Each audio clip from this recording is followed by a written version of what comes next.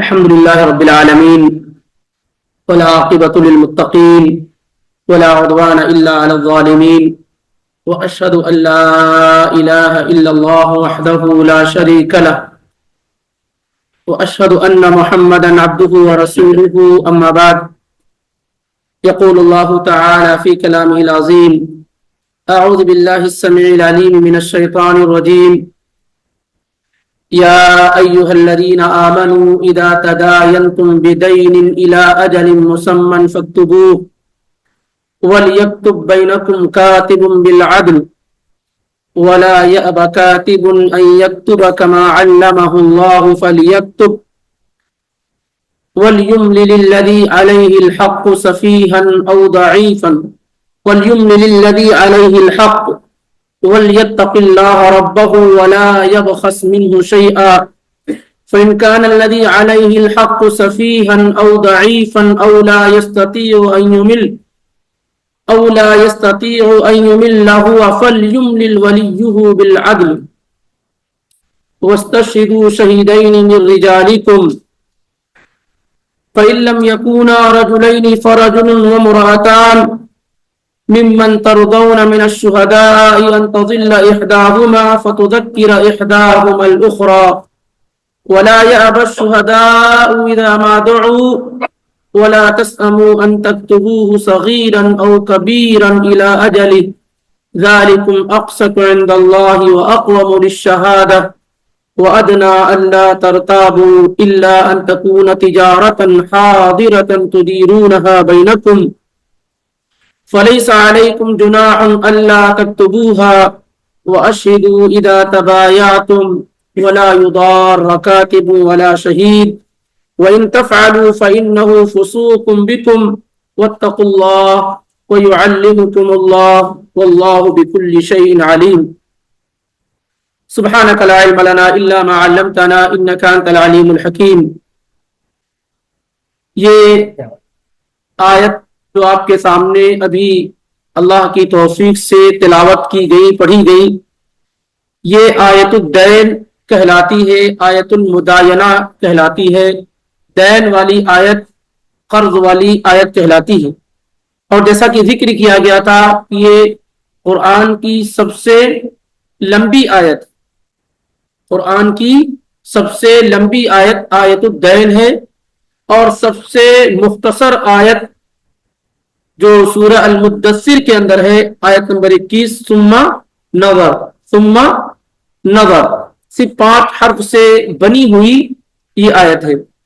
اور بتایا گیا تھا کہ قرآن حکیم میں 2 ایسی آیات ملتی ہیں، قرآن حکیم میں 2 ایسی آیات ملتی ہیں کہ دونوں آیات کے اندر عربی کے جتنے بھی الفابیٹس ہیں، یعنی 28 حروف مکمل ان دونوں آیات میں اکٹھا اور جمع ہو گئے ہیں.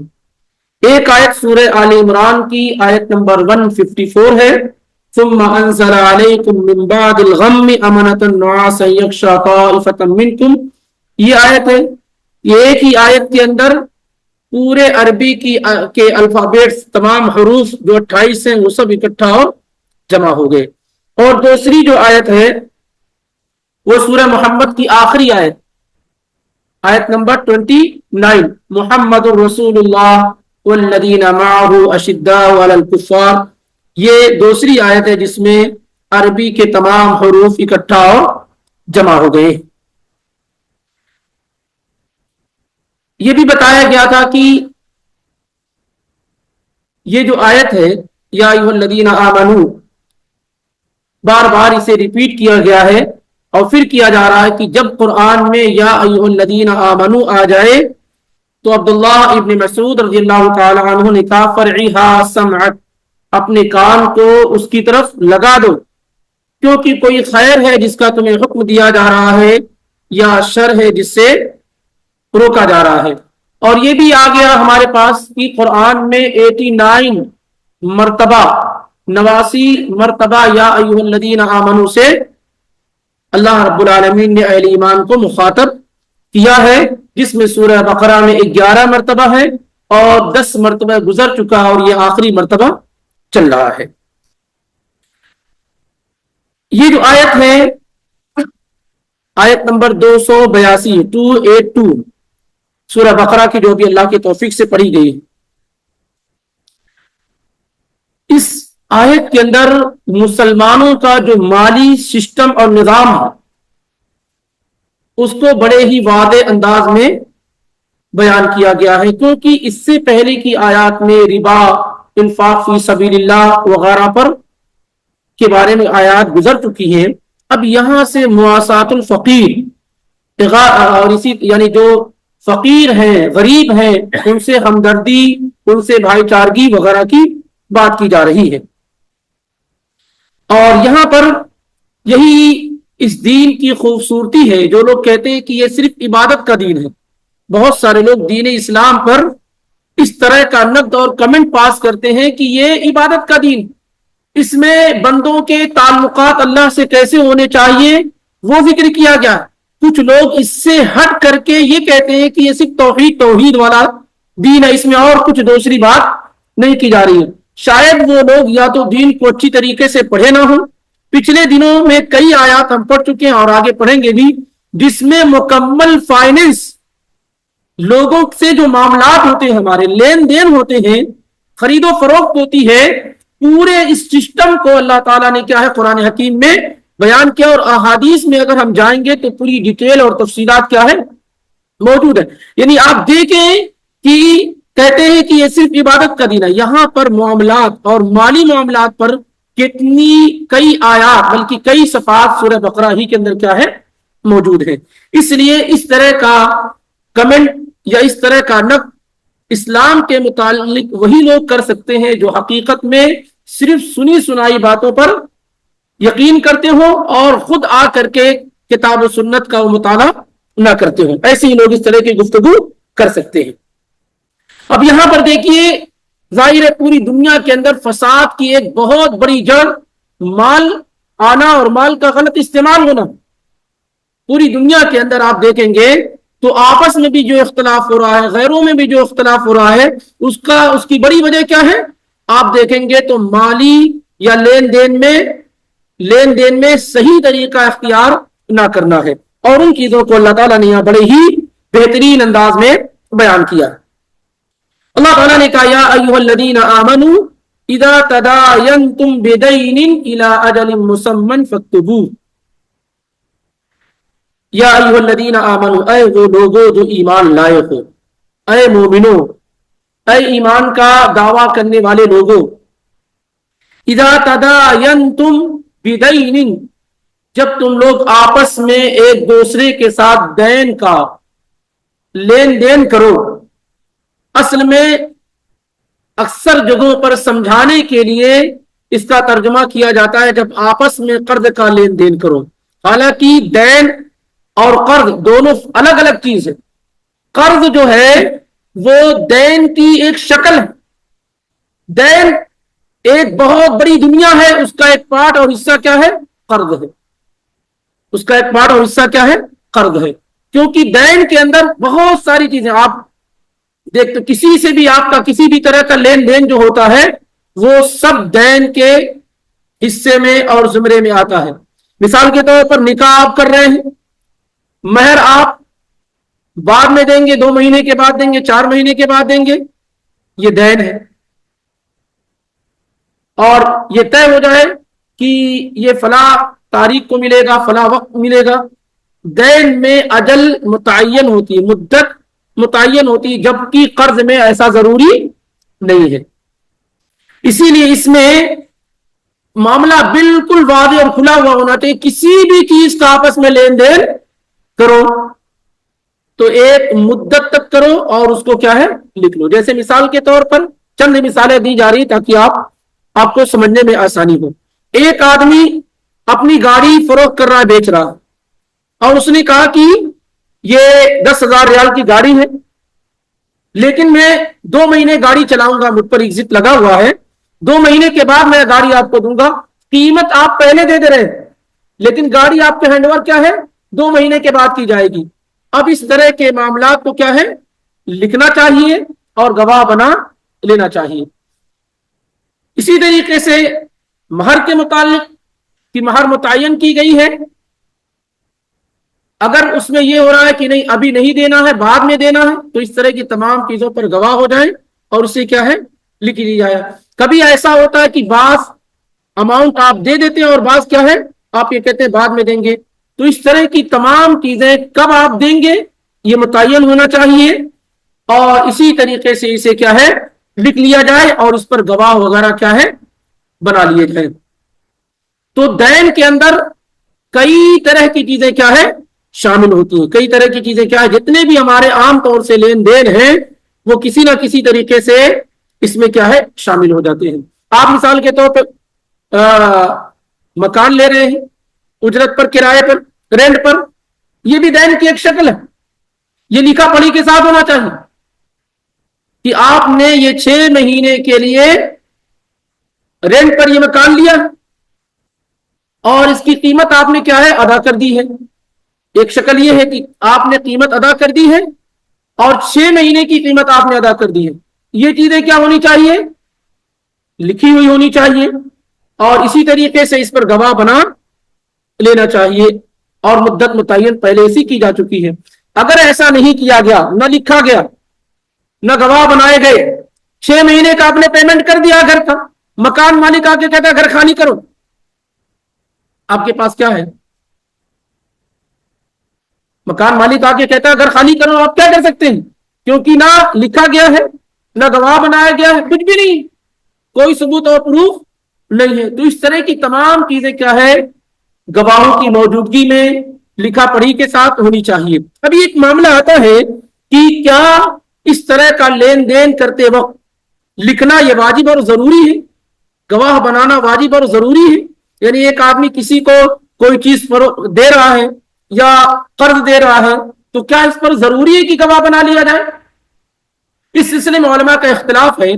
بعض علماء اس بات کی طرف گئے ہیں کہ گواہ بنا جو کتابت لکھنا کیا ہے ضروری ہے، لکھنا کیا ہے ضروری ہے، اور اکثر علماء اس بات کی طرف گئے ہیں کہ لکھنا ضروری نہیں ہے، البتہ ریکمنڈڈ ہے، سجیسٹ کیا جائے گا، مستحب ہے، افضل ہے، بہتر ہے۔ اس کی وجہ اللہ تعالیٰ نے آگے یہ بیان فرمائی ہے کہ یہ جو طریقہ ہے لکھا پڑھی کا، گواہ بنا لینے کا، یہ اللہ تعالیٰ کے یہاں زیادہ انصاف والا ہے، اسی طریقے سے شک وغیرہ سے انسان کو بچانے والا ہے، اختلاف وغیرہ سے انسان کو کیا ہے بچانے والا ہے۔ اگر گواہ بنا دیے گئے ہیں، لکھا پڑھی کی گئی ہے، تو ایسی صورتحال میں انسان کے بھولنے کا معاملہ، بے ایمانی کا معاملہ، خیانت کا معاملہ، یہ ساری کی ساری چیزیں کیا ہے ختم ہو جاتی ہیں۔ اس لیے سجیسٹ کیا جائے گا کہ لکھا جائے، گواہ بنا دیا جائے، اور اسی طریقے سے افضل اور بہتر ہے، لیکن صحیح بات یہ ہے کہ واجب اور ضروری نہیں ہے، لکھا پڑھی یہ واجب اور ضروری نہیں۔ آگے کے حصے میں اسی آیت کا ہم آگے پڑھیں گے، فَإِنْ أَمِنَ بَعْضُكُمْ بَعْضًا فَلْيُؤَدِّ الَّذِي اؤْتُمِنَ أَمَانَتَهُ، کہ اگر تم میں سے بعض بات سے مطمئن ہو، اطمینان ہو، بھروسہ ہو، اعتماد ہو، تو پھر آدمی ایک دوسرے کو امانت دے سکتا، اس میں لکھنا پڑھنا ضروری نہیں ہے۔ اور نبی علیہ الصلوۃ والسلام کے عمل اور صحابہ کے طریقے سے اس بات کا علم ہوتا ہے کہ وہ ہر طرح کے لین دین میں لکھا پڑھی نہیں کرتے تھے، ہر طرح کے لین دین میں لکھا پڑھی نہیں کرتے تھے۔ اس وجہ سے یہ سجیسٹ کیا جائے گا، یہ بہتر ہے، مستحب ہے، افضل ہے، لیکن واجب اور ضروری نہیں ہے۔ تو یا ایھا الذین آمنوا اذا تداینتم بدین الی اجل مسمى فاکتبوہ، اے مومنو جب تم آپس میں ایک دوسرے کے ساتھ دین کا معاملہ کرو، آسان لفظوں میں کیا جا رہا ہے کہ قرض کا معاملہ کرو یا کسی بھی طرح کا اس طرح کا معاملہ کرو، تو الی اجل مسمى، اسے کیا کرو الی اجل، اجل کے معنی وقت کے ہوتے ہیں، اجل کے معنی وقت محدد، ہر آدمی کا وقت کیا ہے محدد ہے موت کا۔ فَإِذَا جَاءَ أَجَلُهُ لَا يَسْتَأْخِرُونَ سَاعَةً وَلَا يَسْتَقْدِمُونَ، جب کسی انسان کا وقت آ گیا موت کا تو پھر پہلے بھی نہیں اور بعد میں بھی نہیں۔ تو اجل کہتے ہیں وقت محدد کو، جو ٹائم دیا جائے اس کو کیا کہتے ہیں اجل کہتے ہیں، اور موت کو بھی اجل کہتے ہیں۔ موت کو اکثر جگہوں پر عربی زبان میں کیا کہتے ہیں؟ اجل کہتے ہیں، کیونکہ اس کا ٹائم فکس ہے، وقت مقرر ہے. ایک لمحہ پہلے کوئی آدمی اپنی موت سے نہیں مر سکتا، اور نہ موت کا وقت مقرر ہو گیا تو ڈیلے کیا جا سکتا ہے. اس لیے موت کو اجل کہتے ہیں کیونکہ اس کا وقت کیا ہے؟ مقرر اور محدد ہے. اسی لیے یہاں بھی کہا جا رہا ہے کہ الا اجل، وقت مقرر تک، مسمن اس کا نام لے لیا جائے کہ 6 مہینے کے بعد، 8 مہینے کے بعد، 2 مہینے کے بعد، 1 سال کے بعد، اس رمضان میں نہیں اگلی رمضان میں، کوئی بھی اس طرح کا معاملہ ہو تو اس کا وقت متعین اور محدد کر لیا جائے، اور واضح طریقے سے. ایسا نہیں کہ ٹھیک ہے یہ قرض میں لے رہا ہوں لیکن جب فلاں آ جائیں گے تو میں دے دوں گا، یہ درست صحیح نہیں ہے، یہ صحیح طریقہ نہیں ہے، کیونکہ ہو سکتا ہے سامنے والا آدمی نہ آئے. اس لیے ٹائم مقرر کر لیا جائے کسی بھی اعتبار سے. اس رمضان میں آپ، شوال میں آپ کوئی معاملہ کر رہے ہیں تو آپ کہتے ہیں کہ اگلے شوال میں 1447 ہجری میں. ایسا نہیں کہ شوال میں ہم دیں گے، تو پورا یہ طے کر لیا جائے کہ کس وقت کیا ہے طے کیا جا رہا معاملہ. یا ایھا الذین آمنوا اذا تداینتم بدین الی اجل مسمى فاکتبوہ، اے مومنو جب تم آپس میں دین کا معاملہ کرو تو اس کو آپس میں وقت مقررہ کے ساتھ طے کر لو، فاکتبوہ، اور اس کو لکھ لو، تاکہ یہ ایک وثیقہ ہو جائے، ایک شہادہ ہو جائے، سرٹیفکیٹ ہو جائے. اور اکثر لوگ جو بھول کا شکار ہو جاتے ہیں یا مغالطہ اور غلطی ہو جاتی ہے، میں نے یہ سمجھا، میں نے وہ سمجھا، اچھا آپ 6 مہینے میں آ گئے، میں تو 8 مہینے کے لیے کہا تھا. یہ چیزیں کیا بڑی آسانی کے ساتھ واقع ہو جاتی ہیں، یہ تو میں بھول گیا. یہ ساری کی ساری چیزیں کیا ہے؟ بڑی آسانی کے ساتھ واقع ہو جاتی ہیں. لیکن جب لکھا پڑھی ہو جاتی ہے تو دونوں کے پاس ایک توثیق ہو جاتی ہے، ایک شہادہ ہو جاتی ہے کہ دیکھیے یہ معاملہ ہمارے درمیان طے کیا گیا ہے، اور خیانت وغیرہ کے بھی امکانات کیا ہے؟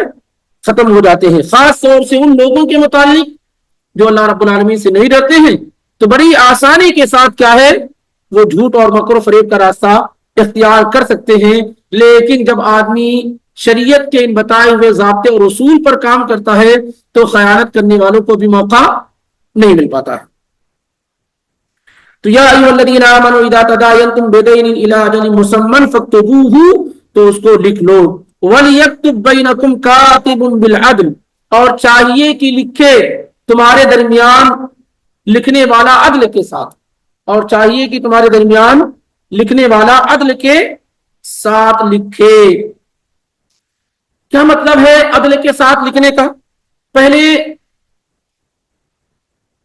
کون لکھوائے، کون لکھے، کون املا کرائے، یہ ساری گفتگو آنی ہے.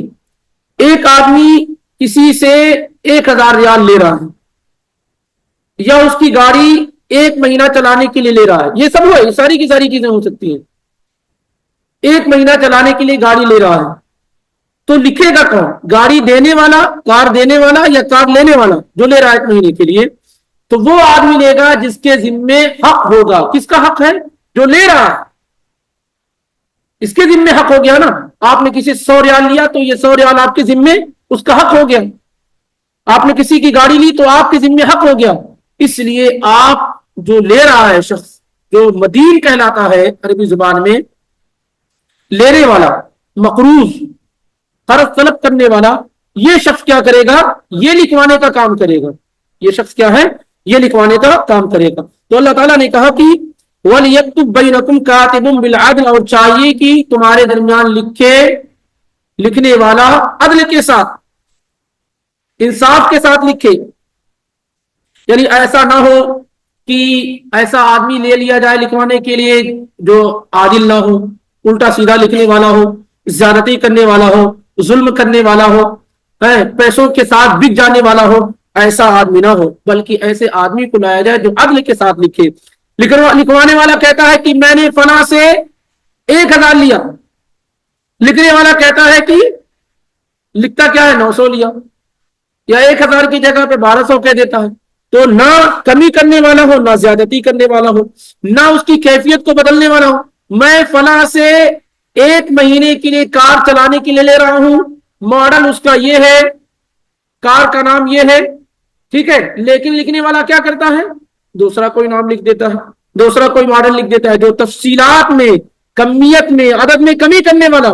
آپ کسی سے مثال کے طور پر کھجور لے رہے ہیں، سقئی کھجور آپ کسی سے لے رہے ہیں 1 کلو، 1 مہینہ کے بعد لوٹانے کے لیے ساری چیزیں ہوتی تھی، یہی طریقہ تھا. اب الحمدللہ اتنی کشادگی ہو گئی اور اکثر جگہوں پر مال کا استعمال زیادہ ہو گیا ہے، اسی وجہ سے یہ چیزیں ہمیں سمجھ میں نہیں آ رہی. تو 1 کلو کھجور سقئی فلاں آدمی لے رہا ہے، لکھنے والا کیا لکھتا ہے؟ سکری لی ہے. یا اسی طریقے سے مثال کے طور پر لیا کوئی اور کھجور ہے، لکھ دیا کہ فلاں نے اجوا لیا ہے. تو یہ ساری کی ساری چیزیں کیا ہے؟ لکھنے والے کے متعلق کہا جا رہا ہے وَلْيَكْتُبْ بَيْنَكُمْ كَاتِبٌ بِالْعَدْلِ، کہ چاہیے کہ لکھنے والا تمہارے درمیان عدل کے ساتھ لکھے. یعنی ایک آدمی دینے والا، دوسرا لینے والا، اور تیسرا کون ہے؟ لکھنے والا. تو لکھنے والے آدمی کو چاہیے کہ نہ اس کی پرواہ نہ اس کی پرواہ، عدل اور انصاف کے ساتھ کیا ہے؟ لکھے. ایسا نہ ہو کہ اس سے کچھ پانے کے لیے اس کا حق کم کر دے، اس سے کچھ لینے کے لیے اس کا حق کم کر دے، ایسا نہیں ہونا چاہیے. وَلَا يَكْتُبْ بَيْنَكُمْ كَاتِبٌ بِالْعَدْلِ.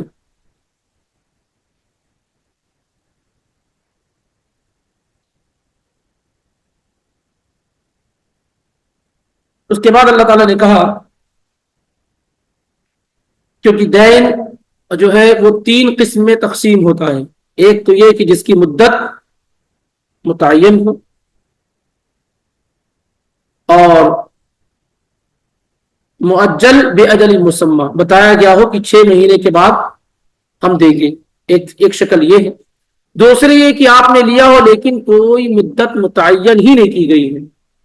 آپ کوئی آیا آپ سے کوئی سامان لینے کے لیے، آپ نے اس کو دے دیا، یہ طے نہیں ہوا کہ کب وہ لوٹ آئے گا. گاڑی آپ نے کسی کے لیے لے لی، طے نہیں کیا گیا کہ کب واپس کیا ہے لوٹایا جائے گا. اور تیسری شکل یہ ہے کہ مؤجل یعنی وقت ہی طے نہیں کیا گیا ہے، بس یوں ہی دے دیا گیا ہے کہ کوئی کسی بھی چیز کو.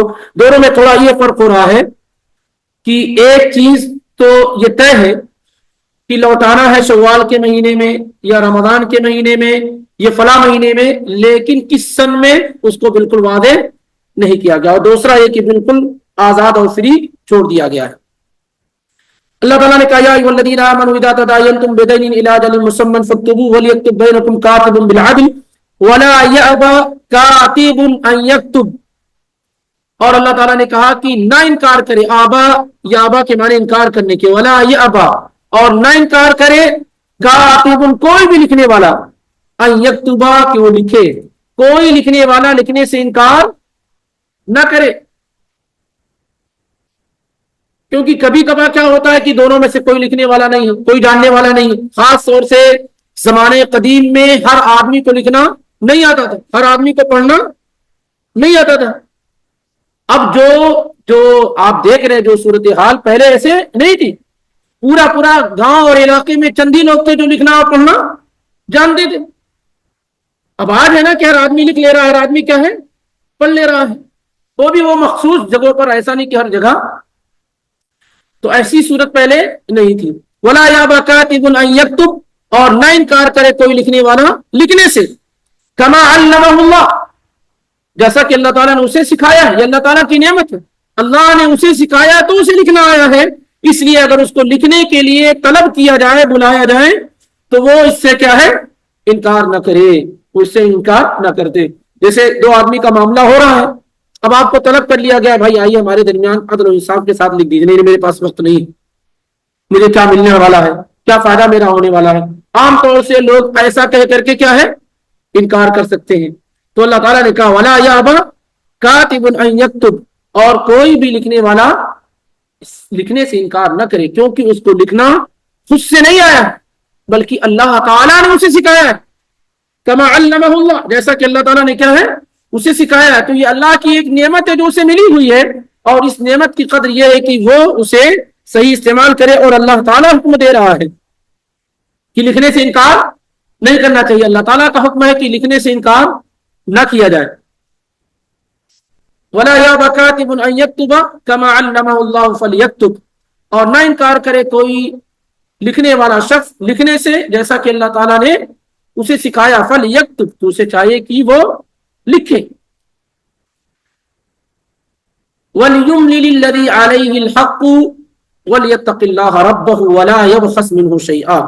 وَلْيُمْلِلْ، املا یملی املان کے معنی ہوتے ہیں املا کرانے کے. میم لام لام اس کا روٹ ہے اور اس کو کہتے ہیں املیت علیہ، میں نے اسے املا کرایا. اور یہ بھی کہا جاتا ہے امللت علیہ، میں نے اسے املا کرایا. دو صحیح، املیت علیہ میں نے اس کو املا کرایا، اور امللت علیہ میں نے اسے املا کرایا. املا آپ جانتے ہیں اسکول اور کالج کی دنیا سے ہو کر آئے ہیں. ٹیچر جب کچھ بولتا ہے آپ اسے اپنی کاپی میں اتارتے ہیں تو اس کو کیا کہتے ہیں؟ اس کو املا کہتے ہیں. اور پہلے یہ بہت بنیادی چیز تھی. احادیث وغیرہ پڑھنے پڑھانے کا جو مزاج تھا وہ یہی تھا کہ جو محدث ہوتے تھے وہ حدیث کا املا کراتے تھے. حدیث پڑھتے تھے، بولتے تھے، اور طلبہ کیا کرتے تھے؟ اس کو لکھتے تھے. اس کو کیا ہے؟ لکھتے تھے. بلکہ بعض بڑے بڑے ائمہ اور علماء کے بارے میں آپ جانیں گے کہ ان کی بہت ساری کتابیں وہ ہیں جو املا کے ذریعے سے وجود میں آئی ہیں. جیسے بستر پر لیٹے ہوئے، اٹھنے چلنے پھرنے کی طاقت نہیں، لکھنے کی طاقت نہیں ہے، وہ کیا کرتے تھے؟ اچھے اسٹوڈنٹ اور تلامذہ کو تلاش کرتے، اس کو اپنے پاس بیٹھاتے اور بولتے رہتے اور وہ لکھتا رہتا تھا. یہ اس طرح سے ہندوستان میں نواب صدیق حسن خان بھوپالی رحمہ اللہ گزرے ہیں. تو ان کی کئی کتابیں کیا اسی طریقے سے وجود میں آئی ہیں کہ وہ باقاعدہ لوگوں کو، لکھنے والے کو رکھتے تھے، بستر پر لیٹے ہوئے ہوتے تھے. جب بڑھاپا آ گیا تو بولتے رہتے تھے اور لوگ کیا ہے؟ لکھتے رہتے. تو اس کو املا کہتے ہیں. اب یہاں سے اللہ تعالیٰ نے ایک بات بیان کی کہ ایک آدمی تو ہو گیا لکھنے والا، لیکن جس آدمی کے ذمے حق ہے، یعنی جو لے رہا ہے، اس کا کام ہے کہ وہ املا کرائے کہ میں فلاں سے فلاں اتنا قرض لے رہا ہوں اور فلاں دن لوٹانا ہے. یہ سب کیا ہے؟ امانت داری کے ساتھ کیا لکھنے والا لکھے. اسی لیے اللہ تعالیٰ نے کہا وَلْيُمْلِلِ الَّذِي عَلَيْهِ الْحَقُّ وَلْيَتَّقِ اللَّهَ رَبَّهُ، اور چاہیے کہ املا کرائے وہ شخص الَّذِي عَلَيْهِ الْحَقُّ، جس کے اوپر حق ہو، جس کے ذمے حق ہو. کیونکہ دینے والا آدمی کیا ہے؟ اگر وہ نہ املا کرائے، نہ لکھائے تو اس کا کوئی نقصان ہوگا؟ پڑا زیادہ زیادہ اس کا مال جائے گا. لیکن جس نے لیا ہے وہ دوسروں کا حق کھانے والا ہو جائے گا.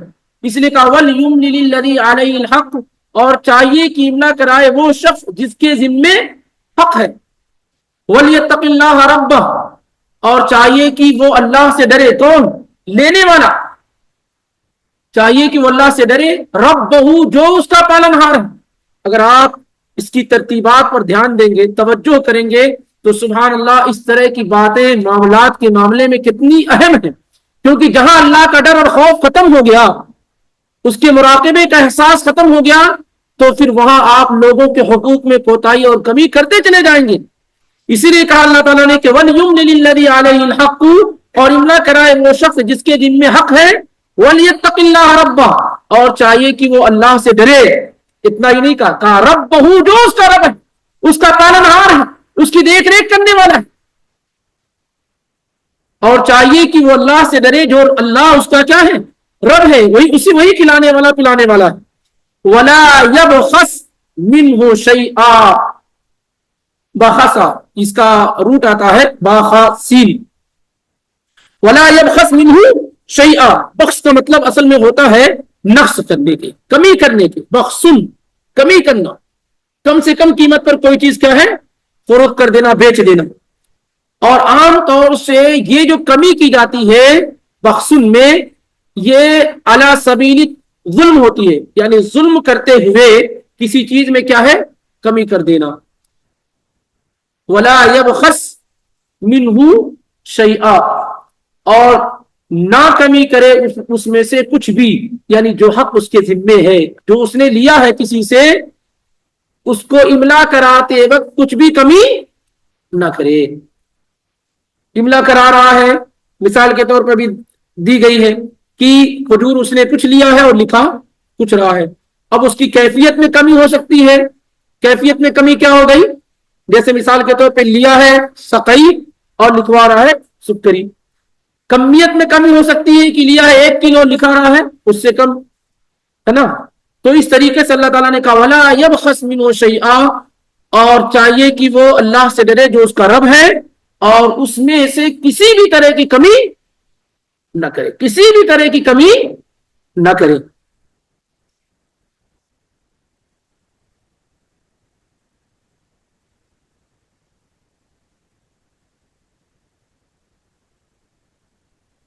اور ایک اور طریقہ ہو سکتا ہے کمی کرنے کا، اجل جو مدت متعین ہے نا اس میں کمی کرنا، اس میں ادھر ادھر کرنا. جیسے دینے والے نے کہا کہ 6 مہینے کے لیے دے رہا ہوں، اور لینے والا جب املا کرا رہا ہے تو کیا کہہ رہا ہے کہ 8 مہینے، یا اشارہ کرتا ہے کہ بھائی 6 مہینے کو 6 سال بنا دو، کوئی اشارہ کر دے. اس طریقے سے یہ تمام چیزوں سے کیا ہے منع کیا جا رہا ہے. اور دونوں لوگوں کا موجود ہونا ضروری ہے. دونوں لوگ کیا ہے موجود ہو، جو دینے والا وہ بھی، جو لینے والا ہے وہ بھی.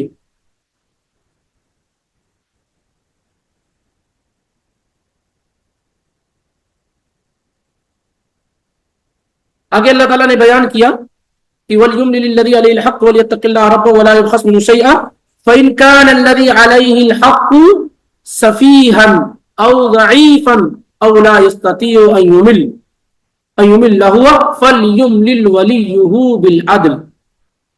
ایسا بھی ہو سکتا ہے کہ جو آدمی لینے والا ہو وہ بے وقوف ہو یا کمزور ہو یا اسی طریقے سے وہ املا کرانے کی طاقت نہ رکھتا ہو. یعنی جو آدمی لے رہا ہے، کبھی کبھی لینے والا آدمی کیا ہے اس کو ضرورت ہوتی ہے، وہ لے تو رہا ہے لیکن بیوقوف ہوتا ہے. وہ کوئی بھی آدمی آسانی سے اس کو ادھر ادھر کر سکتا ہے، کئی مرتبہ ایسا ہوتا ہے. اور کبھی کیا ہے یہ ہو سکتا ہے کہ وہ ضعیف ہو عقل کے اعتبار سے یا جسمانی لحاظ سے وہ کمزور ہو، یا اسی طریقے سے وہ املا کرانے کی طاقت نہ رکھتا ہو. مثال کے طور پہ صاف بول نہ پاتا ہو، بالکل گونگا ہو. تو ایسی صورتحال میں اللہ تعالیٰ کہہ رہا ہے فَإِنْ كَانَ الَّذِي عَلَيْهِ الْحَقُّ، پس اگر وہ شخص جس کے ذمے حق ہے اگر وہ بیوقوف ہو یا کمزور ہو یا اس کے پاس املا کرانے کی صلاحیت نہ ہو، تو کیا کرے أَن يُمِلَّ هُوَ فَلْيُمْلِلْ وَلِيُّهُ بِالْعَدْلِ. تو اس کا جو گارجین ہے، جو اس کا ولی ہے، اسے چاہیے کہ وہ عدل کے ساتھ کیا کرے املا کرا دے. مثال کے طور پہ باپ قرض لے رہا ہے، باپ دین لے رہا ہے لیکن وہ بول نہیں سکتا ہے، یا آواز میں لکنت ہے، یا اسے وہ زبان نہیں آتی ہے، اس طرح کی کوئی بھی وجہ ہو، اور اس کا بیٹا کیا ہے یہ جاننے والا ہے، سمجھدار ہے، یا اور کوئی بھی رشتہ دار. تو اللہ تعالیٰ نے کہا کہ فَلْيُمْلِلْ وَلِيُّهُ بِالْعَدْلِ، اس کے ولی کو، گارجین کو، جو قریبی شخص ہے اس کو چاہیے کہ وہ عدل کے ساتھ املا کرائے. اور پہلے کیا کہا تھا لکھنے والا عدل کے ساتھ کیا ہے لکھے. کبھی کبھی جیسے اس زمانے کے اندر جب آپ زمینوں کا لین دین کرتے ہیں تو باقاعدہ اسپیسیفک لوگ ہوتے ہیں جو ٹرم اور کنڈیشن کو جانتے ہیں. وہ آپ ہو سکتا آپ نہ جانتے ہو، فلانا جانتا ہوں، ہے نا. تو اب مثال کے طور پہ آپ زمین کا لین دین کر رہے ہیں، لکھنے والا عدل کے ساتھ لکھنے کا کیا مطلب ہے یہ کہ جو آدمی لکھ رہا ہے اس کو ٹرم اینڈ کنڈیشن معلوم ہے. اس کے اگر اس نے تھوڑا بھی خرد برد کر دیا تو معاملہ ادھر کا ادھر کیا ہے ہو جائے گا. تو کما علمہ اللہ میں یہ ساری کی ساری چیزیں کیا ہے شامل ہیں. یعنی مثال کے طور پر آپ زمین خرید رہے ہیں، سامنے والا آدمی زمین بیچ رہا ہے، آپ پیسے نکال کر دے رہے ہیں، یہ ساری کی ساری چیزیں کر دے رہے ہیں، لیکن آپ کو زمین لینے اور بیچنے کے جو ٹرم اینڈ کنڈیشن ہے اس کی ساری شک آپ کو معلوم نہیں، ساری پوائنٹ آپ کو معلوم نہیں، لیکن جو آفیشلی طور پر اس معاملے کو لکھنے والا اس کو معلوم ہے. اب وہ کیا کرتا ہے کبھی سامنے والے کے دباؤ میں آ کر کے، کبھی اپنے کچھ ذاتی مفاد کے لیے، کبھی دشمنی نکالنے کے لیے، عداوت کے لیے، وہ کوئی ایک پوائنٹ اور شک کو اگر چھوڑ دے یا ایک دو کو چھوڑ دے تو کیا ہوگا پھر آپ کے لیے زمین کا وہ لین دین کیا ہے خطرے میں پڑ جائے گا. تو لین دین کیا ہے خطرے میں پڑ جائے گا. اس لیے لکھنے والے کے بارے میں بھی کہا جا رہا ہے کہ وہ عدل کے ساتھ لکھے، اور املا کرانے والا اگر املا کرانے کی صلاحیت نہیں رکھتا ہے بیوقوفی کی وجہ سے، سفیہ بیوقوف کو کہتے ہیں، اسی کی جمع سفہا، یا کسی اور کمزوری کی وجہ سے یا یہ کہ وہ املا نہیں کرا سکتا ہے کیونکہ اس کی زبان میں لکنت ہے یا وہ بول نہیں سکتا ہے، تو فَلْيُمْلِلْ وَلِيُّهُ بِالْعَدْلِ، جو اس کا گارجین ہے، جو اس کا ولی ہے، وہ املا کرائے، لیکن کیسے؟ عدل کے ساتھ. وہ املا کرائے لیکن کیسے؟ عدل کے ساتھ، حالانکہ اس کا اپنا ولی ہے، قریبی. لیکن یہاں بھی اللہ تعالیٰ ڈرا رہا ہے. ہو سکتا ہے باپ کا معاملہ ہے، بیٹا املا کر رہا ہے، لیکن کسی سے ساز باز کر کے سامنے والے سے املا کچھ کا کچھ کرا دے. باپ نے لیا ہے اتنا اور لکھانے کے وقت کچھ اور لکھا دے. تو اسی لیے یہاں بھی کہا جا رہا ہے کہ عدل کے ساتھ لکھا ہے. اور یہ کون کہہ رہا ہے؟ اللہ رب العالمین کہہ رہا ہے. اس لیے معاملات کو اللہ تعالیٰ نے جگہ جگہ اتنا کنجسٹڈ کر دیا ہے کہ اگر آدمی اس طریقے سے چلے گا تو کسی کے مال میں، کسی کے حقوق میں کوئی کمی نہیں ہوگی. اور دوسرے اگر کوئی کمی کرنا چاہتا تو اللہ نے اتنا وارن کر دیا ہے کہ اس کے پاس کوئی ایکسکیوز نہیں ہوگا قیامت کے دن. نہیں، مجھ کو معلوم نہیں تھا، میں یہ نہیں جانتا تھا، مجھے نہیں معلوم اتنا بڑا جرم اور گناہ وغیرہ وغیرہ. کیونکہ قیامت کے دن تو وہ حق کیا ہے، آپ کو دینا ہی دینا ہوگا. اور وہ دن ہوگا جس دن دینار اور درہم تو ہوں گے نہیں. دنیا میں تو آپ نے دینار اور درہم لیے، پیسے لیے، کیش لیے، جو بھی ہے، یہ ساری دنیا کے لیے بنائی گئی، دنیا کے اندر ہی رہنی ہے. یہ جتنی بھی چیزیں ہیں یہ کس لیے بنائی گئی؟ بھائی دنیا ہمارے لیے بنائی گئی. وَالَّذِي خَلَقَ لَكُم مَا فِي الْأَرْضِ جَمِيعًا، زمین کی ہر چیز کو اللہ نے تمہارے لیے بنایا. اس لیے کوئی چیز آسمان تک پہنچے گی نہیں. نہ ہمارے کپڑے جائیں گے، نہ ہمارے جوتے چپل جائیں گے، نہ ہماری مال و دولت جائے گی، کچھ بھی نہیں جائے. سب یہی رہ جائیں گے، کچھ بھی اللہ تک پہنچنے والا نہیں ہے. اسی لیے اگر کوئی آدمی اس طرح کی زیادتی کرتا ہے تو اسے یاد ہونا چاہیے کہ قیامت کے دن دینار و درہم، پیسے، اماؤنٹ وغیرہ نہیں ہوئے. پھر کیا ہوگا؟ آپ کی نیکیاں اور آپ کی برائیاں ہوں گی. نیکی اور برائی ہوگی. آپ کو پھر نیکیوں میں سے دینا پڑے گا حق والے کا حق، نیکیوں میں سے حق والے کا حق دینا پڑے گا. اور اس بات کا احساس آپ کو قیامت کے دن ہوگا کہ ایک نیکی کی قیمت کیا ہے. آپ لوگ تو الحمدللہ پڑھے لکھے ہیں، مثال سے اس کو سمجھ سکتے ہیں کہ آپ کا رزلٹ آیا اور ایک نمبر کی وجہ سے آپ فیل ہو گئے، تو اس دن آپ کو اس وقت نمبر کی قیمت کا احساس ہوتا ہے کہ نہیں ہوتا؟ کہ کاش کی تھوڑی ہم نے محنت کر لی ہوتی تو آپ پاس ہو گئے. ایک نمبر کی وجہ سے آ گئے. ایک نمبر کی وجہ سے پوزیشن اگر اپ ڈاؤن ہو جائے، ایک نمبر کی وجہ سے رینکنگ سے آپ آئی ایس سے چھٹ جائیں، ایک نمبر کی وجہ سے آپ میڈیسین وغیرہ میں بیٹھے اس میں نکل نہ لگ پائے، تو اس وقت آپ کو کیا اس کی قیمت کا اندازہ ہوگا. یہ سب تو چھوٹی چھوٹی مصیبتیں ہیں، آپ اس کو ریکور بعد میں کر سکتے ہیں، ایک مرتبہ نہیں دوسری مرتبہ کر سکتے ہیں. اندازہ لگائیے کہ قیامت کے دن تو وہ دن ہوگا کہ آپ کو کوئی دوسرا چانس نہیں دیا جائے گا. ایک نیکی اگر نہیں ہے تو کوئی بھی دینے والا نہیں، اور اگر کم پڑ گئی تو پھر آپ کے پاس کیا ہے؟ آپ کے پاس پھر جہنم کا دروازہ کھلا ہوا، وہاں آپ کا ویلکم کیا جائے گا. اسی لیے اللہ تعالیٰ نے جگہ جگہ اس طریقے سے وارن کر کے لوگوں کو متنبہ اور آگاہ کر دیا. اور جب تک یہ چیزیں موجود نہیں رہیں گی، جب تک یہ چیزیں کیا ہے موجود نہیں رہیں گی لوگوں کے ذہن و دماغ میں، تب تک ممکن ہی نہیں ہے کہ امانت اور دیانت کے ساتھ کیا ہے یہ کام کیا جا سکے.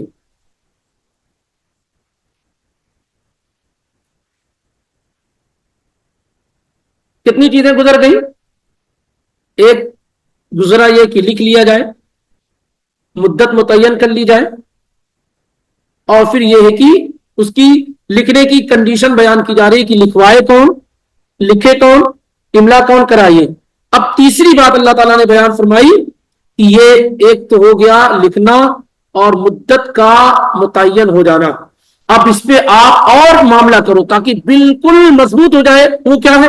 وَاسْتَشْهِدُوا شَهِيدَيْنِ مِن رِجَالِكُمْ، اپنے مردوں میں سے دو کو اس پر گواہ بنا لو. اس پورے ایگریمنٹ پر، پورے کانٹیکٹ پر جو لین دین ہو رہا ہے، اس پہ اپنے مردوں میں سے دو لوگوں کو کیا ہے گواہ بنا لو. فَإِن لَّمْ يَكُونَا رَجُلَيْنِ، بس اگر دو مرد نہ ہو، دو آدمی نہ ہو، فَرَجُلٌ وَامْرَأَتَانِ، تو ایک آدمی اور دو عورت، یعنی دو مرد اویلیبل نہ ہو یا نہ آ سکے تو ایسی صورت میں کیا کرے؟ ایک مرد اور اس کے ساتھ دو عورتیں اگر گواہ ہو جائیں تو یہ معاملہ کیا ہے ڈن ہو جائے گا. فَرَجُلٌ وَامْرَأَتَانِ، اس کا بہت سارے لوگوں نے غلط معنی بیان کیا، اور کچھ لوگ یہ کوشش کرتے ہیں کہ مرد اور عورت میں کوئی فرق نہیں ہے، دونوں کیا ہے، برابر ہیں. اور کچھ لوگ یہ دکھانا چاہتے ہیں کہ دیکھیے کہ قرآن میں عورتوں کے مقام و مرتبے کو کتنا گرا دیا گیا ہے کہ دو عورت مل کر کے ایک مرد کے برابر ہو رہی. دونوں چیزیں درست اور صحیح نہیں ہے. نمبر ایک، نہ یہ صحیح ہے کہ مرد اور عورت شریعت میں برابر ہیں، دین میں برابر ہے. خلقت میں ہی اللہ تعالیٰ نے دونوں کے اندر تبدیلی رکھی، اور یہ اللہ تعالیٰ کا نظام ہے. دونوں برابر ہوں گے تو گھر کیسے چلے گا؟ دونوں ایک ہی جیسے ہوشیار، سمجھدار، سوجھ بوجھ والے ہوں گے تو معاملات کیسے چلیں گے؟ بھائی دنیا کو چلانے کے لیے ضروری ہے نا کہ ایک آقا ہو دوسرا غلام، ایک زیادہ ہوشیار دوسرا اس کے مقابلے میں بیوقوف ہو. دونوں کی عقل اگر برابر ہوں گی تو کیسے نظام اور سسٹم چلے گا؟ یہ جگہ جگہ اللہ تعالیٰ نے بیان کیا ہے کہ وَرَفَعْنَا بَعْضَهُمْ فَوْقَ بَعْضٍ دَرَجَاتٍ لِيَتَّخِذَ بَعْضُهُم بَعْضًا سُخْرِيًّا. اگر سب مالک ہو جائیں گے تو مکان بلڈنگ کون بنائے؟ اس لیے یہ سسٹم اور نظام اللہ نے رکھا ہے. تو خلقت کے اعتبار سے اللہ تعالیٰ نے مردوں کو زیادہ قوی اور مضبوط بنایا ہے، یعنی کریشن کے اعتبار سے، اور عورتوں کو مردوں کے مقابلے میں کمزور بنایا ہے. اور یہ اللہ تعالیٰ کی حکمت کا تقاضا ہے.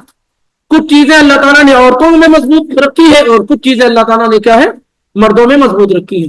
حافظے کے اعتبار سے، میموری کے اعتبار سے، قوت یادداشت کے اعتبار سے مرد عورت کے مقابلے میں فائق ہے. مرد عورت کے مقابلے میں فائق ہے، آگے ہے. اور بھولنے کے اعتبار سے عورت کے اندر کیا ہے، مردوں کے مقابلے میں بھولنا یہ زیادہ ہوتا ہے. اسی لیے کہا جا رہا ہے کہ ایک مرد اور دو عورتیں. اور یہ بھی سمجھنا چاہیے کہ ہر جگہ ایسا ہے، بلکہ بعض جگہ وہ ہیں جن میں عورتوں ہی کی گواہی کا اعتبار کیا جائے گا، مرد کی گواہی کا اعتبار نہیں کیا جائے گا.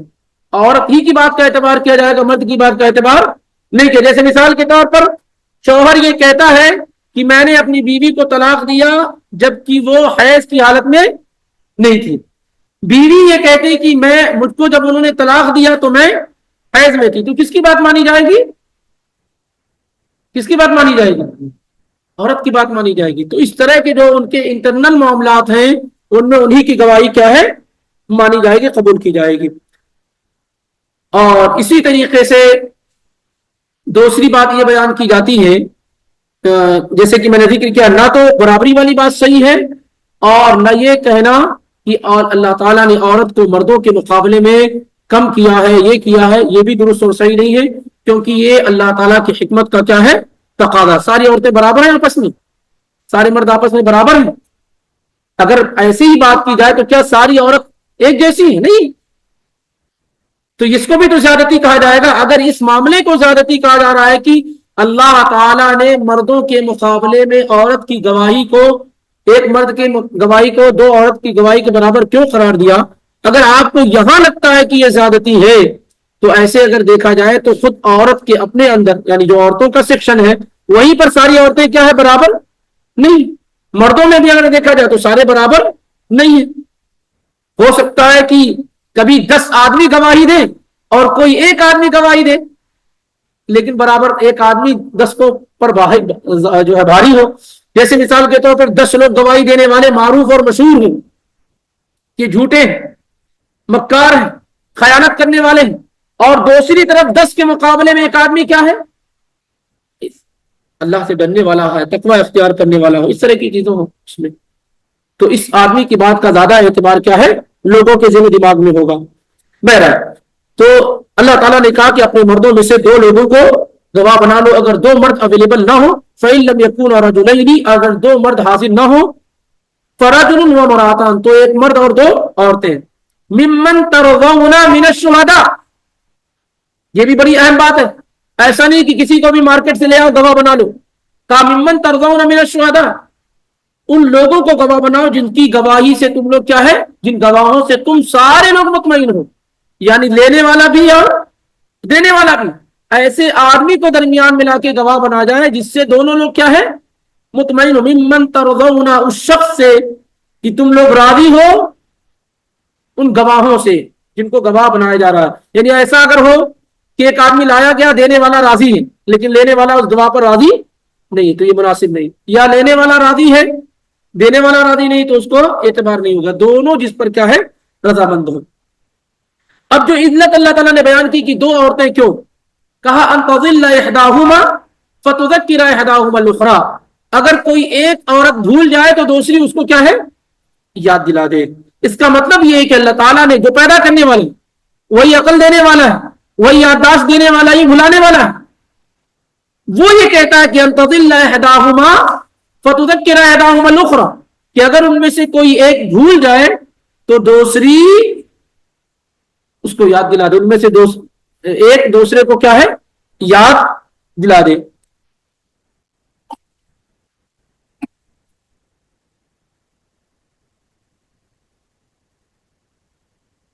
اب یہاں پر ایک اہم بات, یہ چیزیں تین بنیادی چیزیں ذکر کر دی گئی ہیں. نمبر ایک لکھنا, مدت کا متعین ہونا, اور نمبر تین اس پر کیا ہے گواہ بنا لینا, دو گواہ بنا لینا. اب اگر کوئی آدمی دے رہا ہے مال, کچھ بھی دے رہا ہے, گاڑی دے رہا ہے, سامان دے رہا ہے, کوئی بھی چیز دے رہا ہے کسی کو, لیکن وہ نہ تو لکھا پڑھی کر رہا ہے, نہ گواہ بنا رہا ہے, کچھ نہیں کر رہا ہے, تو کیا ایسی صورتحال میں وہ گنہگار ہوگا یا نہیں ہوگا؟ ایک آدمی کے پاس آپ گئے اور اس سے آپ نے کہا کہ بھائی آپ اپنی گاڑی کی چابی دے دیجئے, تو دیتا ہوں, اور نہ اس نے لکھا, نہ گواہ بنایا, نہ مدت متعین ہوئی کہ گاڑی کب آپ لوٹائیں گے, تو کیا ایسا شخص گنہگار ہوگا یا نہیں ہوگا؟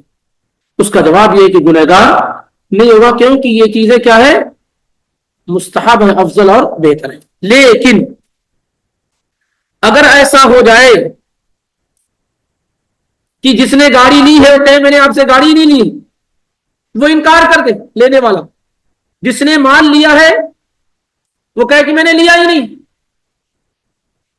تو ایسی صورتحال میں دینے والے کے ساتھ کیا معاملہ ہوگا؟ اب دینے والا اپنے آپ کو ملامت کرے, کسی اور کو نہیں, کیونکہ خطا اور غلطی کس سے ہو رہی ہے؟ خود اسی سے ہو رہی ہے. اس نے دے دیا, لکھا پڑھی نہیں کی, گواہ نہیں بنا, اب سامنے والا انکار کر رہا کہ میں نے نہیں لیا, تو آپ کے پاس تو کوئی پروف اور ثبوت نہیں رہے گا. اس لیے ایسی صورتحال میں آپ اپنے آپ کو ملامت کریں, آپ کسی اور کو کچھ نہیں کہہ سکتے. یہ الگ بات ہے کہ قیامت کے دن آپ کو اس کا حق ملے گا, لیکن دنیاوی عدالت میں آپ جائیں گے تو ایویڈنس چاہیے, شہادت چاہیے, وہ آپ کے پاس کیا ہے ہی نہیں.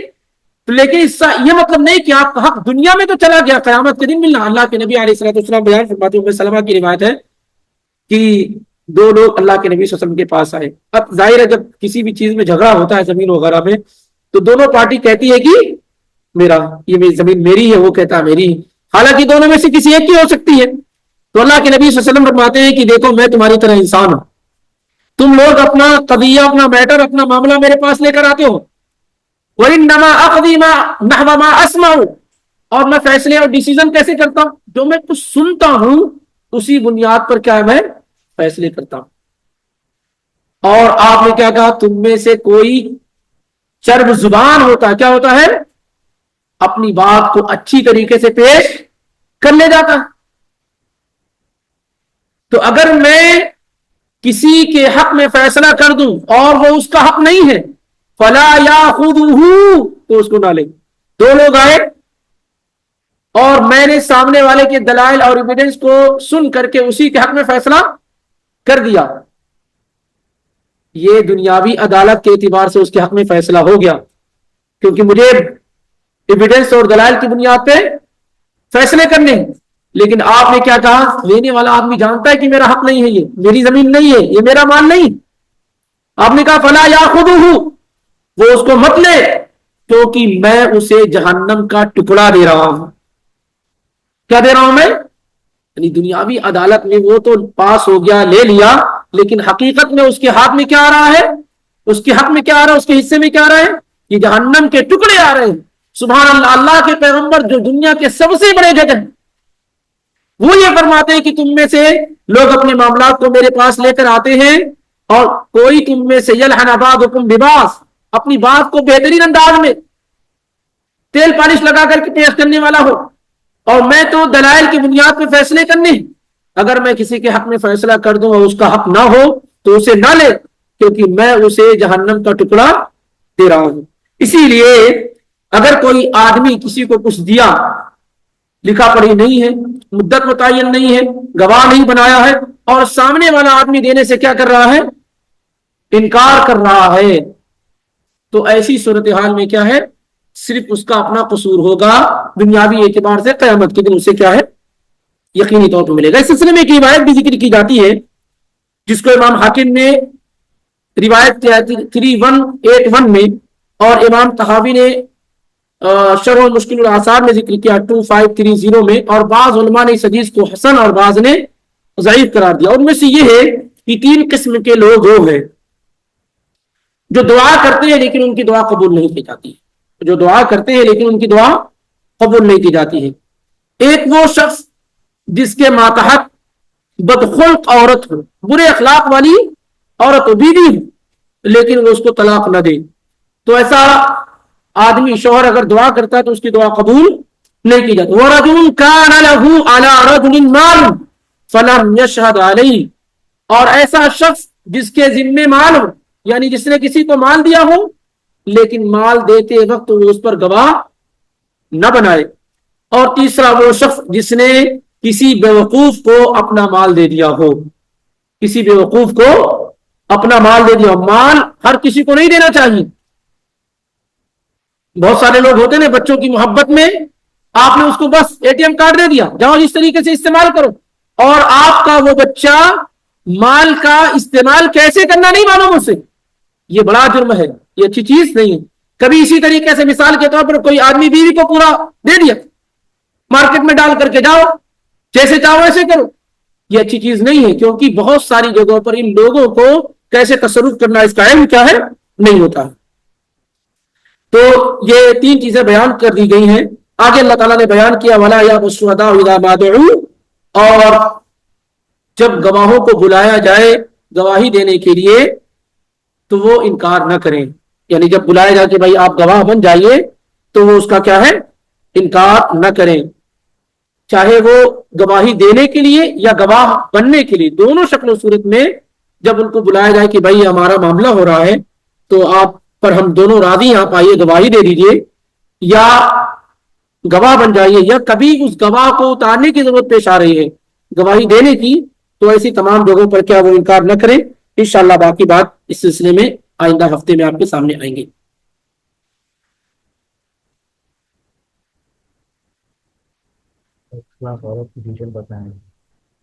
بد اخلاق عورت کی ڈیٹیل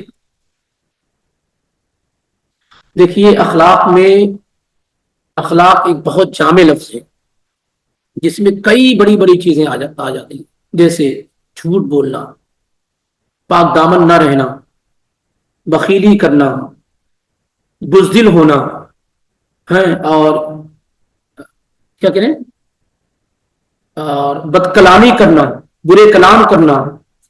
یہ ساری کی ساری چیزیں کیا ہے؟ سب بدخلقی میں آتی ہیں، برے اخلاق میں کیا ہے؟ آتی ہیں. اور ایسا اس لیے کہا جا رہا ہے کہ اگر اس طرح کا معاملہ ہو تو گھر میں کیا ہے؟ پھر ہمیشہ ہر وقت کیا ہے؟ انتشار رہتا ہے، لڑائی جھگڑے کا معاملہ اور دور کیا ہے؟ چلتا رہتا ہے. اس کا یہ مطلب نہیں ہے کہ صرف عورت کی ہی اندر ہوتی ہے، مرد کے اندر بھی یہ چیزیں کیا ہے؟ ہو سکتی ہیں. اور ایسی صورتحال میں عورت کو اختیار ہے کہ وہ اس سے کیا ہے؟ کھلا لے الگ ہو جائے. جیسے مثال کے طور پر مرد میں خیانت ہو، جھوٹ ہو، مکر و فریب ہو، بزدلی ہو، سخی اور فیاض نہ ہو، بخیل ہو، اگر کوئی عورت اس بنیاد پر اپنے شوہر سے خلا لیتی ہے تو کیا ہے؟ یہ ویلڈ اور درست ریزن ہوگا. جیسے وہ خرچ نہیں کرتا، بخیل ہے، جو بنیادی خرچ ہے وہ بھی کیا ہے؟ نہیں دیتا. اب اس بنیاد پر کوئی عورت اپنے شوہر سے خلا کا مطالبہ کرے، ڈیمانڈ کرے، تو یہ کیا ہے؟ درست اور صحیح ہے. لیکن عام طور سے غالب میں یہ ہوتا ہے کہ عورتوں کے ہاں چیزیں زیادہ پائی جاتی ہیں، اس لیے اس کا ذکر کیا گیا ہے.